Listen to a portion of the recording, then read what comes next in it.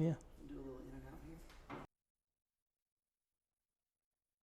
here. Yo, we have a whole list here for the BRZ. It's a pretty small list. You think it's a small list? Yeah, I mean, Lists compared like that to are always so daunting to me. where Probably we because started. I don't like doing stuff like that. So, the BRZ's back from paint. It's back. Hey, close the hood real quick so we can see what it looks like. The hood struts work? That's crazy. Yeah, That's they're brand new. insanity. Dude, it's looking good. Factory, it has a stupid prop rod, but it wouldn't fit with the motor. So, yeah, it looks super good. Yeah, they did a good job on the paint. This is Ace Paint and Body. Yeah, here in Sierra Vista. Yeah, our buddy Lewis. They did. Over at Ace. They did basically no body work, so be nice about body work. All they did was basically shoot the car. They fixed a few dents here and there, and they molded this hood vent in. Oh, okay. Other than that, like, they didn't really do anything. I told them not to worry about it. It's a drift car. Just make it look 10-10 and we're good. I mean, from even close up, like, you know how we say a lot of our cars are like, some of our cars are like 10, 20, 50 footers, you know? Well, that's mostly my cars, but hey, this it's one, only a even new close thing up, for me, so yeah. just remember But that. even from close up, like, this car looks really good. Like, I think it looks excellent. Yeah, no, it's good. There's two spots that bug me. What? Right here Yeah? on both fenders. Oh. The paint's just a little thin. That's right. it. I'm not worried about it. Well, I'm We not don't care. running a freaking density checker over it, so you're good. But yeah, it looks great. The kit fits really good. We have to do some adjustment on this rear quarter because I don't think we can open up the gas cap currently. Really? Yeah, I think it'll hit right here. I think it needs to be that. shifted Oh, gotcha. back a little. Does that, like, push to pop open, or does it have a popper on the There's a inside? button. We'll see. I mean, let's see if it opens. See if it opens. The Somewhere. suspense is killing me. Yep, it opens. Well, maybe we don't need to adjust. Maybe we don't. But yeah, we have to take this off anyways because we need to. This is not. Yeah, it's like rubbing up under here, like. No, see it how doesn't. thick It that rubs is? up front. But yeah, Yeah, but it would rub had if it we. look good. Yeah, if we lowered it where we wanted it. But yeah, that's got to come off. That's got to get trimmed. In the rear, the factory quarter is basically right above my finger, so Oh, we have okay. to cut that too. Right. We'll have to do all that BS, but yeah, they painted everything underneath the rear quarters, the side skirts, like they painted everything. And it looks really good. It's the factory color, but instead of satin, it's gloss. Yeah, it looks good. And then, I think Lewis is a liar. He Nice. says him and Sean both say they put red pearl in this, but you can't see it. There's no red pearl that we see. I don't see any pearl in this. There's definitely pearl in it. The factory color is a pearl, and it's Okay. well, that's Maybe. I'm getting maybe a pink hue up here on the front, but I Yeah. can't tell if that's from this If light you- up here, because this So light if you is look kind of right here, pinkish. I don't know if the camera will pick it up, but if you look, you can see a purple and a blue Maybe in maybe there. on the camera. I can see it like real good here. Yeah. Maybe. So, but red, I don't see any red.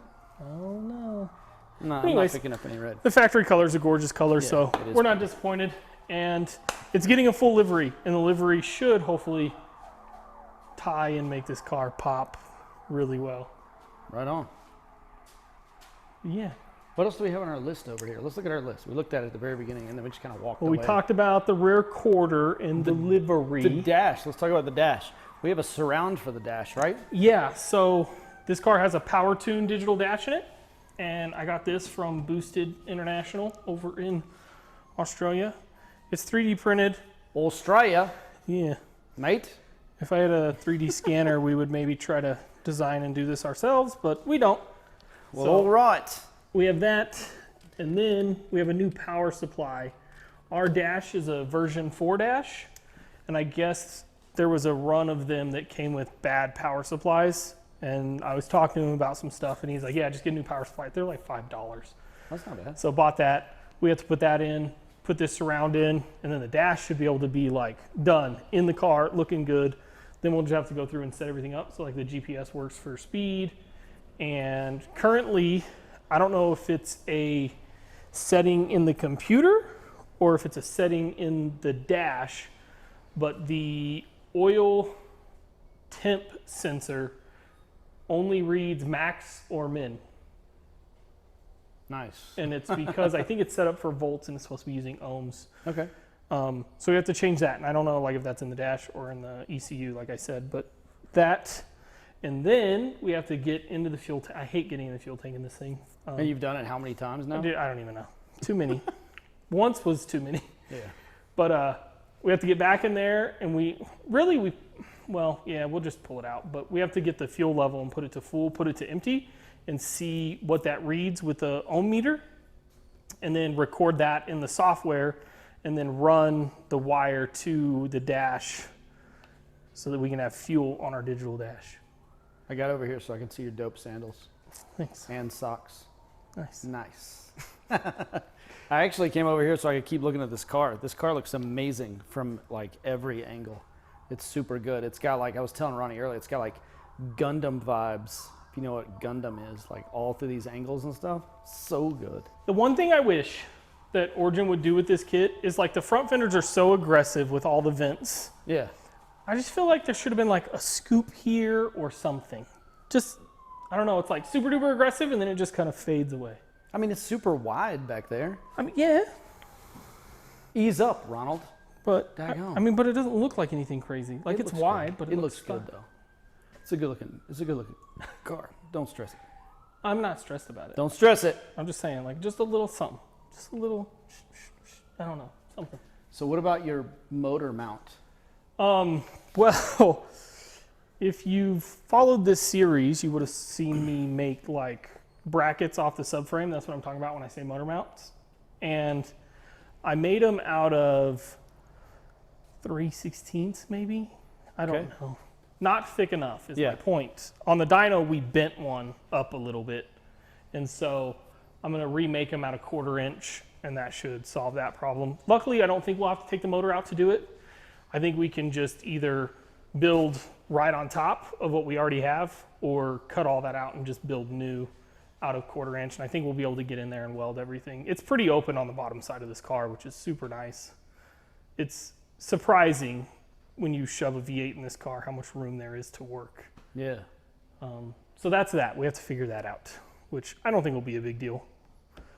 But this is like kind of our list before we go to the track. If you haven't watched this series, like watch this series. It's pretty impressive that Ronnie did all of this by himself and has all the factory stuff is working. Is there anything not factory, or is there anything factory that's not working on this car, like AC or windows or anything like that? AC. But does it just need a charge, or is the compressor off, or what? Right, no compressor. So I don't have a compressor for this motor. Yeah. And I don't know if I'm going to put it in. Okay. It wouldn't be that hard. I don't know. I just go so back and forth between this, like what I want this car to be, because I loved it so much. And also that we live in Arizona. Like, yeah, it's if you're in nice so Phoenix, I would be often. like, man, we gotta have AC in every car. But Sierra Vista's nice, man. Yeah, Sierra Vista is nice, and I just think it's an added complexity that we just don't need for this car. I think the car is going to be okay with Especially with everything you've already tackled, like all the electronics that are working that you've Yeah. already tackled with the CAN bus and all that. Yep. Like, Yeah, I pretty think awesome. I just think it's not worth it for AC, but everything else works. Lights work, wipers work, most of the gauges work, and I think we found out why that is kind of messed up. The power steering kind of turns on and off as it pleases. Not while you're driving, just when you start it. So you start it, and sometimes it'll have power steering, and sometimes it won't. As soon as you get moving, it turns the power steering on. And that's because this car has push button start, which if you have an FRS, you don't have to worry about that. But because it has push button start, we couldn't figure it out. We had a really long, hard time trying to figure out what was going on. We couldn't get the car to shut off. We could get it to turn on, but we couldn't get it to shut off. So I ended up just plugging back in the factory ECU and grounding it, and that solved that problem. Then the push button start worked every time. So I'm kind of on the fence if I should like do that or not do that or what I should do. Somebody told me to take this wire and hook it up to the ECU and then hook it up to the start system. And I don't know, maybe we'll worry about that later. But for now, it's all good because I'll show you another thing that I have. It's not on the list because I don't know if we need it. So I have to walk all the way around. All the way around. Dang, what a long trip. I know. In here, I have this. What is this? So this is a dial switch. I don't know what you call it, a rotary switch? A potentiometer. And you can dial up and down the power steering as you feel. Because it's electric power steering on the rack. So you just take this guy and these directions here. And this plugs into the factory computer. And then you do like some other stuff that's in here. Whatever this thing says. Basically follow the instructions. Yeah, and then once you're done, you have completely adjustable power steering. Right on. What the car does from factory is, okay, stop. I got it. Something's right beeping. Is it going to explode? I have it. I got the key. It's mad because I touched the handle and the key was in it. It doesn't want somebody to steal itself. I get mad about that stuff too. But factory, as you increase speed, the power steering fades away. So when you're drifting, you'll be like lots of wheel speed and all of a sudden you have no power steering. And so some people say that you need to do this. Other people say that it's not necessary. But we have it if we do feel like it's necessary. And that's kind of the thing is we're gonna use it the way it is. And then if we feel like we need this, we'll put it in. That's why it's not on the list because I haven't decided yet. Yeah, it is not on the list. What is on the list? Did you talk about the fuel level yet? I did. We got to wire it up to the ECU so we can send it to the dash. Oh, that's right. Yeah. You have an oil leak, apparently. Do you have an oil leak? So we had an oil leak back a while before the dyno, on the dyno, whatever.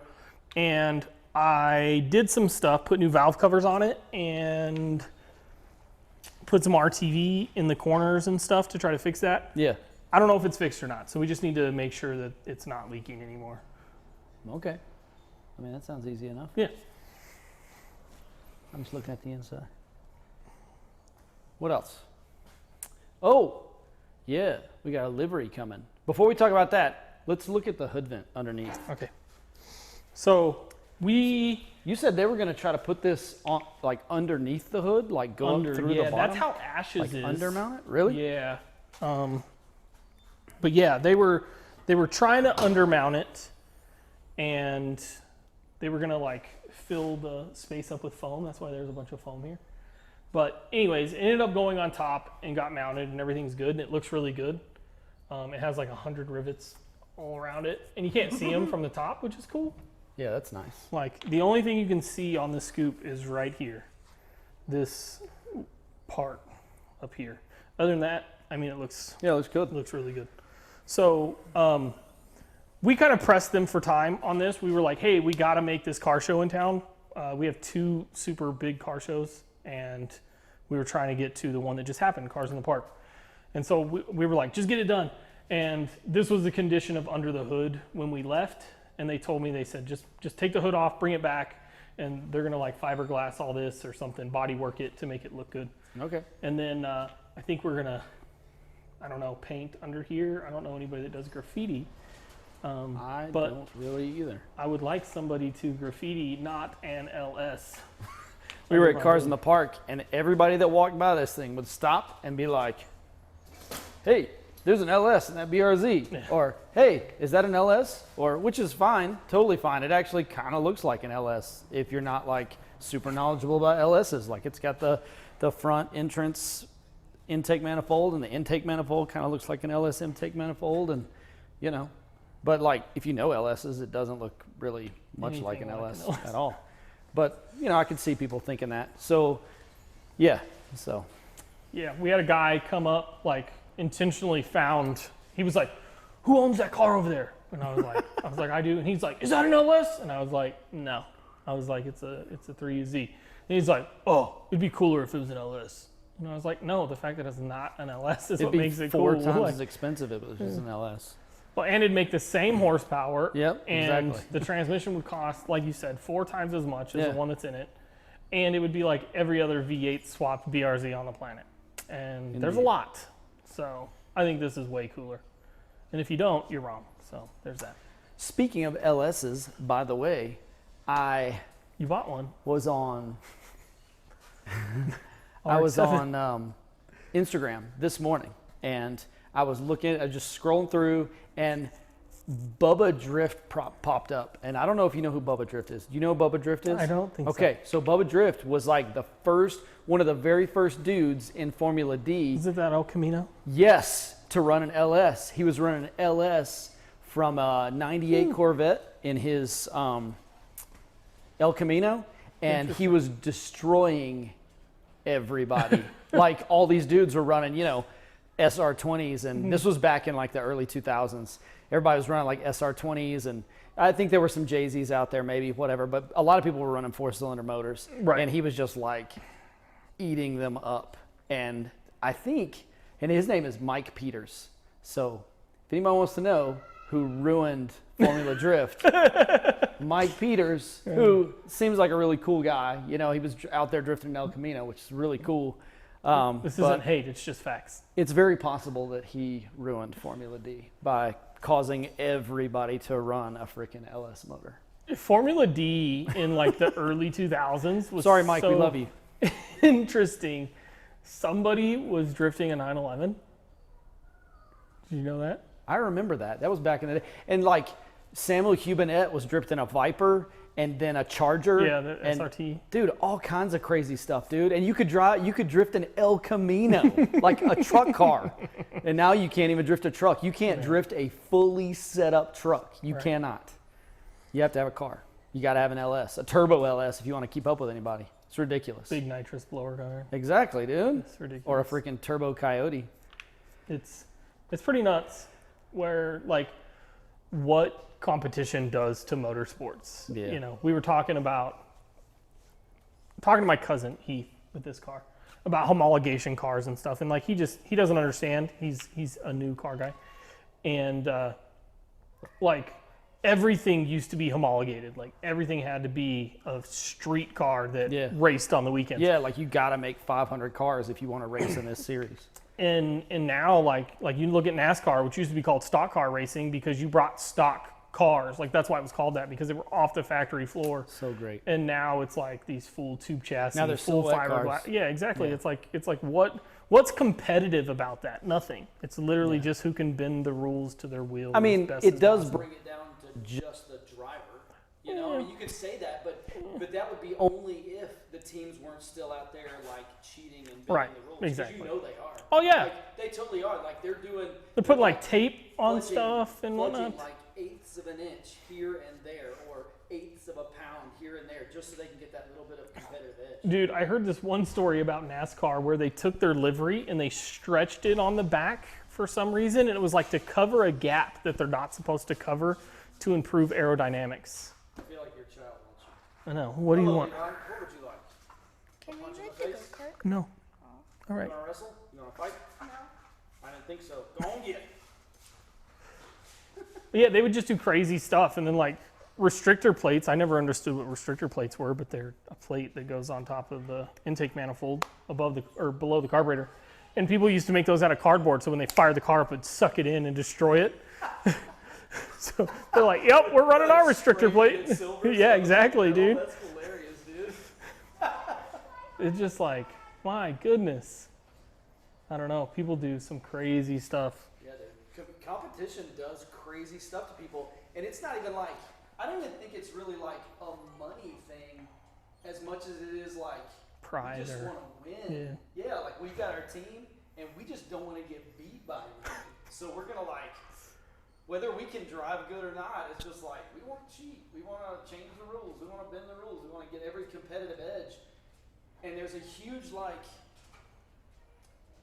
disparity between what people believe about that, because some people are like, well, do you want to win or do you not want to Yeah, win? You know, which is- like it's some people are bullshit. like, you ain't cheating, you ain't trying to win hard enough, and some people are just like, I just want to go out there and see if I'm a better driver than somebody else. Yeah, like that's the whole thing is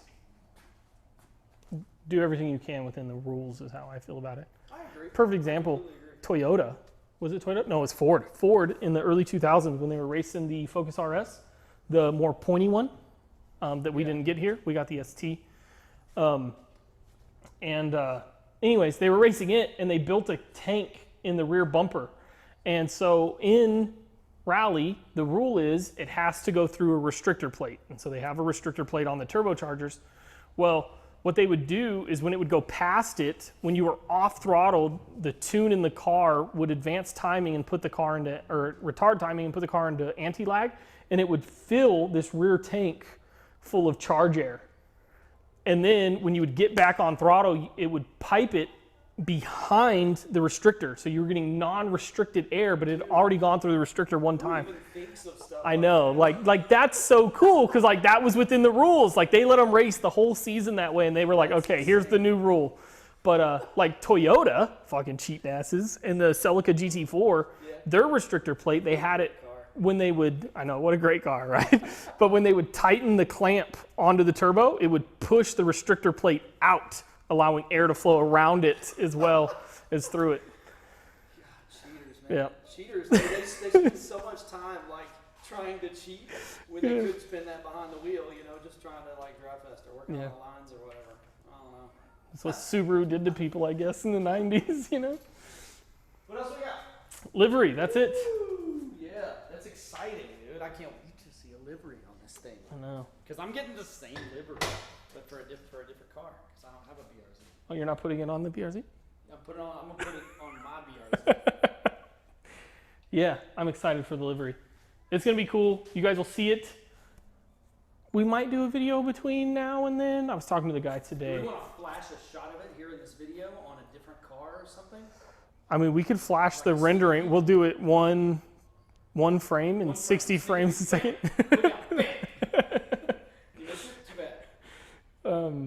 But yeah, it's pretty cool. It should be here soon, hopefully. I'm paying the guy Friday, and then I don't know, maybe like 3 weeks, 5 weeks, somewhere in there. Let me know if you saw the livery that we just flashed on the screen. I've got to remember to do that. The video. If you saw that livery, should I put mine on the Fox body or the RX-7? Let me know. It's important. I can't decide. I can't decide. I like. I just want to be twinsies at the track. I think the RX-7 because it's finished, right? But the Mustang is more similar. Right. But it needs to look. I mean, the hella Mustang good. could get like some body work and some paint, and it'd be livery ready. Right. Yeah, that's what I'm saying. Like we either gotta, I don't know, what's the word? Church it up. We gotta church up the Mustang. So make it look good. Speaking of which, sorry, I have a question. Excuse. So for you, Okay. next weekend, not this coming, but following, is Spooky Drift, which this will probably be the weekend before, the week after that this is going up, is my guess. What are you taking? Are you going? Have you decided? Are you waiting to find out about the shipping? I've got a cart coming from Japan, okay? And Spooky Drift is the 24th, 25th, and 26th of this month. It's very possible that my car might hit shores around that weekend. And if so, I want to go get my car and not go to this drift event. I really want to go to the drift event. Also, the other thing is like the government shutdown. Like the government is currently not paying me. I'm a government employee. So if the government starts paying me in the next week or two, I might be able to hit Spooky. If they don't, I may not even get to go pick up my freaking Japanese car. It might be one of those cars you see parked in a parking deck with dust all over it, abandoned, and somebody's gonna come by and put a sticker on it and be like, "This is my Steal the car, wheels." bro." Yeah, or steal the wheels or something. So that's where I am with Spooky Drift right now. Like I'm kind of up against the wall. So depending on how this week shakes out, I may be able to go to the drift event. I may be able to go pick up my car. I may not be able to do those things. Okay. So we'll see. All right. We'll see. Well, anyways, one thing I do want to show you guys. Show us something. I'll say thanks to Jake. I'm gonna cut it off and start pulling things.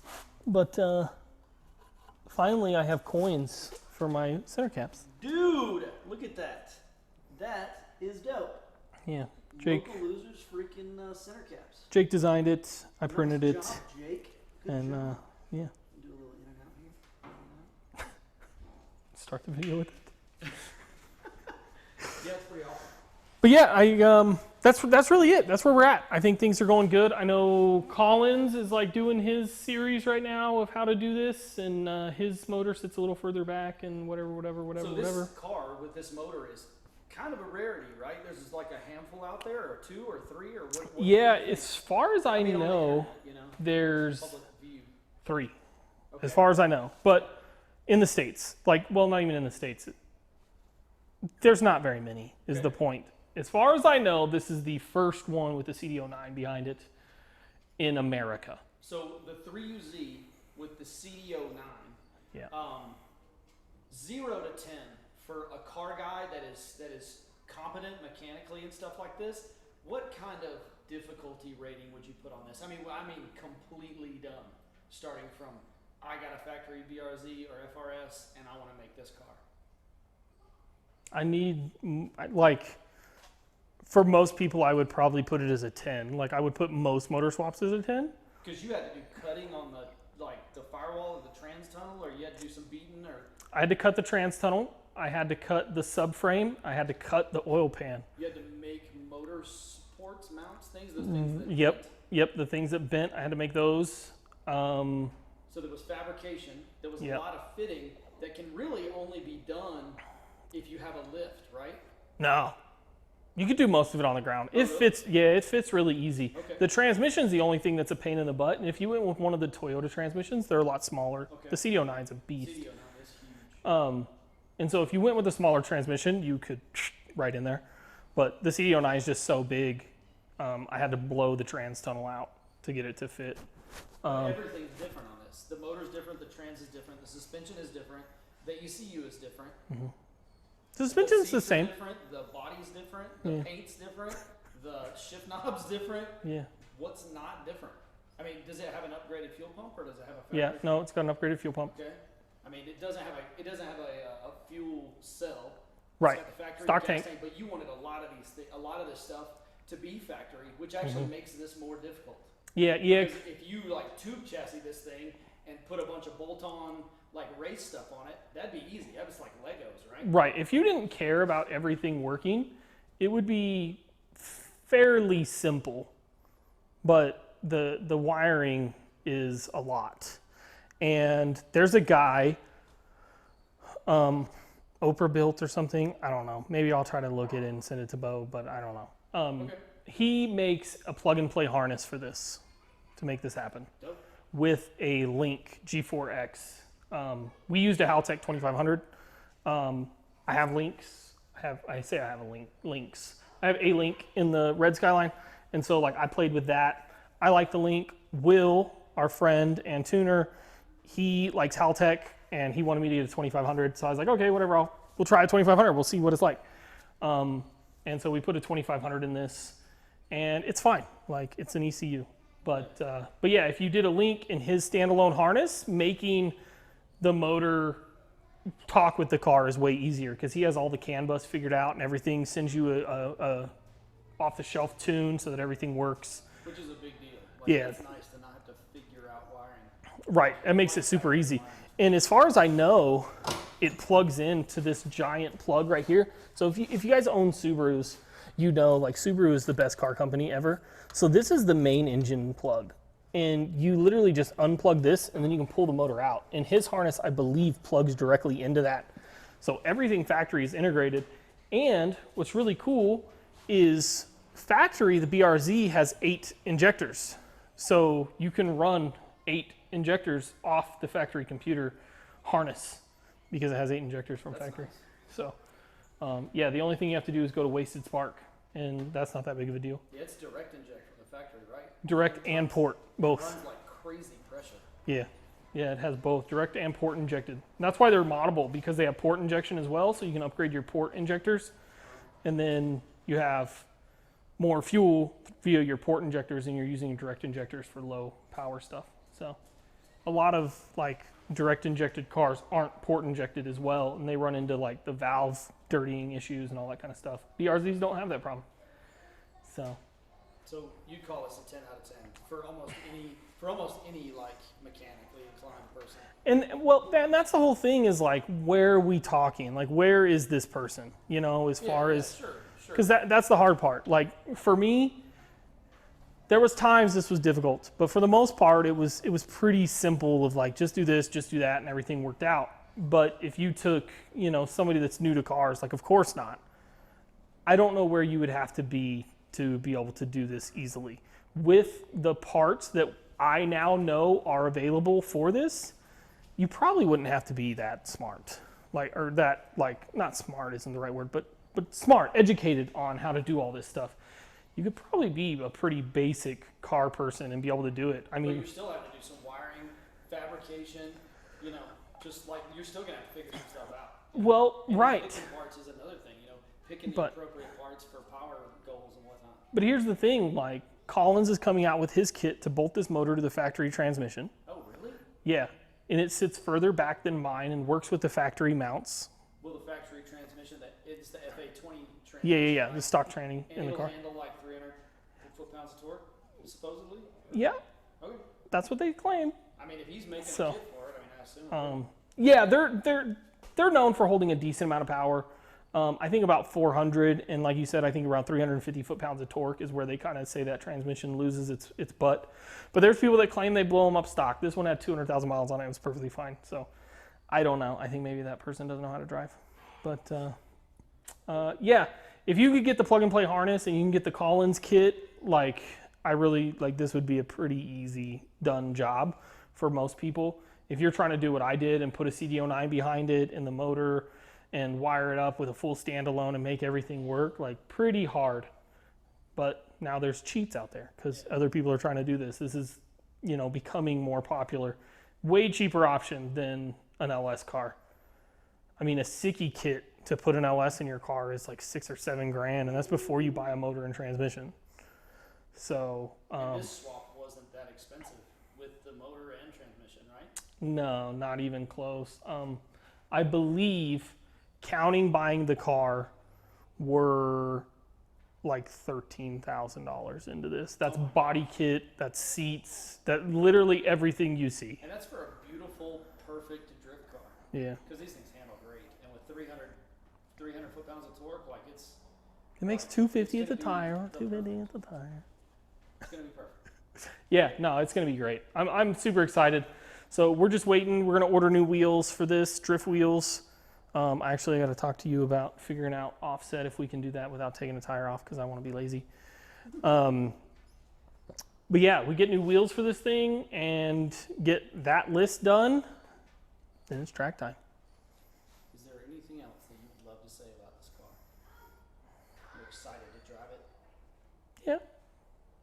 Right on. I mean, I don't know. Go buy a BRZ. People, I don't know. And then drive it stock. Make sure you put plenty of oil in it. Yeah. And drive it stock and see how great it handles. These cars are great. They're amazing. People that hate on them, people that say they didn't have enough power and stuff, just miss the mark, don't understand the car, which is the internet these days. Yeah, So. they don't understand the soul of the car. Yeah. Of course, most of the people that think they need 6, 7, 800 horsepower to drift, they don't understand the soul of driving. Drifting. But it's whatever. I mean, just driving in general. Yeah, I'm super worried about this thing having a V8 in it and me just not liking it drifting because now it has, you know, more weight over the front end. But does it? Does it not? Much more weight, though, is it? I don't know. The internet says it weighs 60 pounds less. Well, then that would be less weight. So I don't know. This CDO09 is probably definitely heavier. Yeah, 100%. So this motor by itself, dressed, is supposed to weigh 60 pounds less than the factory motor and transmission. Holy moly. So if you take 60 pounds out towards that, I don't know what that CDO9 weighs. We go crazy and say it weighs 160 pounds. We added 100 pounds to the car. Like, Which is nothing. Which isn't even. and in the middle, right? Like it's here. Yeah. So I think it'll be good. I don't know. It's going to be great. I've only ever drifted, you know, 4-cylinder cars and turbo cars, and we'll see. Yeah. it'll either be great or it'll be for sale. Let's get some rolling footage and put it in right here. We are reaching for the stars, but we're making this too hard. And I wonder where you are. Mysterious, that's the part you always show. 'Cause you're too curious. Maybe you should take it slow. Mysterious, that's the part you always show. 'Cause you're too curious. Maybe you should take it slow.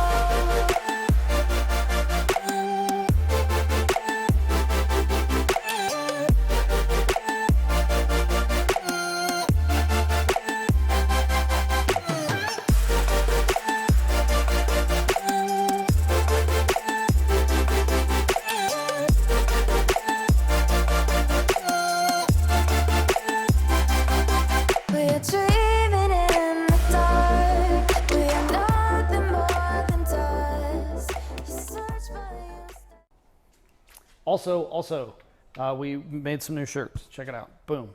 We're going to have these on the website. We got RX-7 shirts. We have R34 shirts. We have a Fun Truck shirt. We have a Local Losers shirt with Timmy the Turbo on it, Yep, which yeah. is a new little guy that we made up. We can also get all these in hoodies, right?